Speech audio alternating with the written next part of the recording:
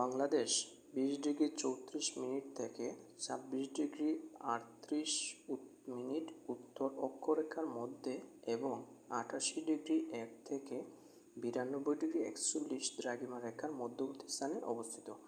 বাংলাদেশের মধ্যখান দিয়ে কর্কটক্রান্তি রেখা বা ট্রপিক অফ ক্যান্সার অতিক্রম করেছে। আয়তনে বাংলাদেশ 94তম। বাংলাদেশের প্রতিবেশী দেশ হচ্ছে চিলি। ভারতের সাথে বাংলাদেশের সীমান্ত 4156 কিলোমিটার, মায়ানমারের সাথে 271 কিলোমিটার।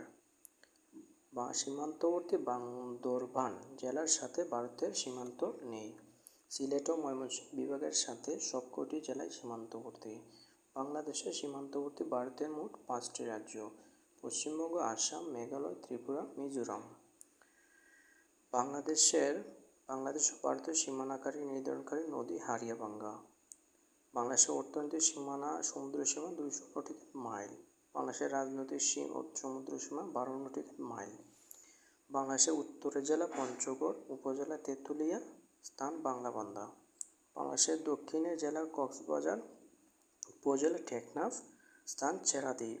বাংলাদেশের পূর্বের জেলা বান্দরবান, উপজেলা থানচি, স্থান আকাইইটং।